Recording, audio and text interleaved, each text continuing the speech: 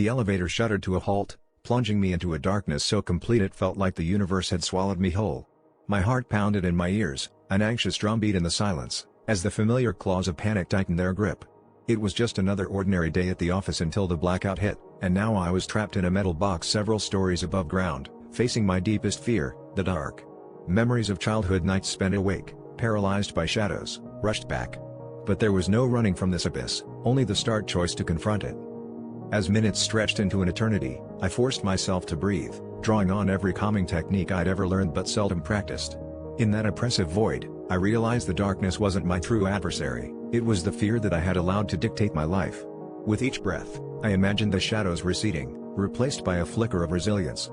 I had a sudden epiphany: courage wasn't the absence of fear, it was the determination to persist despite it. This newfound perspective was a light in the darkness, illuminating a path I'd been too afraid to tread.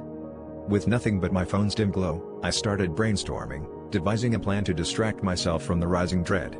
I recorded a video journal, each entry a step toward reclaiming control. I spoke candidly about my fears, my dreams, and the realization that the obstacles I faced were often of my own making. The act of speaking felt like exorcising demons, each word a sliver of light cutting through the gloom. I imagined sharing these confessions, hoping they might resonate with others wrestling their own shadows. Finally, after what felt like an eternity, the lights flickered back on and the elevator jolted to life. As the door slid open, the world outside seemed brighter, more vivid.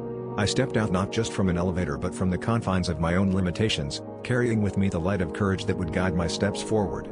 That day, I left behind more than just a fear of the dark, I shed the weight of self-doubt, emerging with a story of triumph that I hoped would inspire others.